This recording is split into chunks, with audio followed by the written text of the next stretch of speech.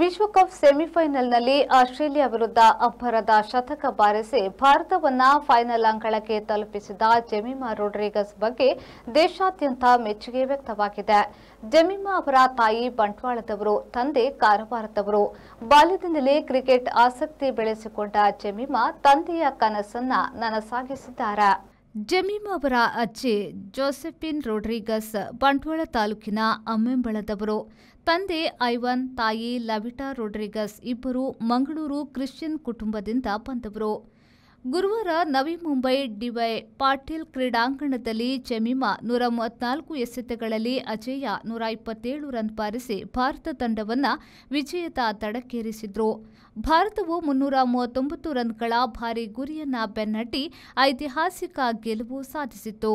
ಈ ಇನ್ನಿಂಗ್ಸ್ ಭಾರತದ ಮಹಿಳಾ ಕ್ರಿಕೆಟ್ ಇತಿಹಾಸದಲ್ಲಿ ಅತಿದೊಡ್ಡ ಯಶಸ್ವಿ ಚೇಸ್ಗಳಲ್ಲಿ ಒಂದು ಎಂದು ದಾಖಲಾಗಿದೆ. ಈ ಗೆಲುವಿನಿಂದ ಜೆಮಿಮಾ ಕೇವಲ ಪಂದ್ಯಶ್ರೇಷ್ಠ ಪ್ರಶಸ್ತಿಯನ್ನಷ್ಟೇ ಅಲ್ಲ, ಕೋಟ್ಯಾಂತರ ಅಭಿಮಾನಿಗಳ ಹೃದಯವನ್ನ ಗೆದ್ದಿದ್ದಾರೆ.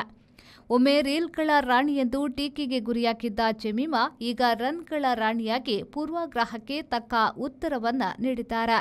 ಬಾಲ್ಯದಲ್ಲಿ ಹಾಕಿ ಮತ್ತು ಕ್ರಿಕೆಟ್ ಎರಡರಲ್ಲೂ ಜೆಮಿಮಾ ಆಸಕ್ತಿ ತೋರಿದ್ರು. ಮುಂಬೈನ 17 ಹಾಗೂ 19 ವರ್ಷ ವಯೋಮಾನದ ಹಾಕಿ ತಂಡದಲ್ಲಿ ಪ್ರತಿನಿಧಿಸಿದ್ದ ಜೆಮಿಮಾ 2 ಕ್ರೀಡೆಗಳಲ್ಲೂ ಸ್ಪರ್ಧಾತ್ಮಕ ಮಟ್ಟದಲ್ಲಿ ಮೆರೆದ ಅಪರೂಪದ ಮಹಿಳಾ ಕ್ರೀಡಾಪಟುಗಳಲ್ಲಿ ಒಬ್ಬರು ಎನ್ನುವುದು ವಿಶೇಷ. ಆಸ್ಟ್ರೇಲಿಯಾ ವಿರುದ್ಧದ ಸೆಮಿಫೈನಲ್ ಪಂದ್ಯದಲ್ಲಿ ಶತಕದ ಬಳಿಕ ಜೆಮಿಮಾ ಸಂಭ್ರಮಾಚರಣೆ ಮಾಡಿರಲಿಲ್ಲ.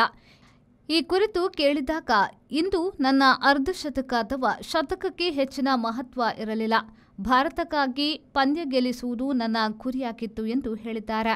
ಆ ಮೂಲಕ 3ನೇ ಕ್ರಮಾಂಕಕ್ಕೆ ಬಡ್ತಿ ಪಡೆದಿದ್ದ ಜೆಮಿಮಾ ತಮ್ಮ ವೃತ್ತಿ ಜೀವನದ ಶ್ರೇಷ್ಠ ಇನ್ನಿಂಗ್ಸ್ ಕಟ್ಟುವ ಮೂಲಕ ಭಾರತಕ್ಕೆ ಸ್ಮರಣೀಯ ಗೆಲುವನ್ನು ಒದಗಿಸಿಕೊಟ್ಟಿದ್ರು. ಬ್ಯೂರೋ ರಿಪೋರ್ಟ್, ವಿ4 ನ್ಯೂಸ್, ಮಂಗಳೂರು.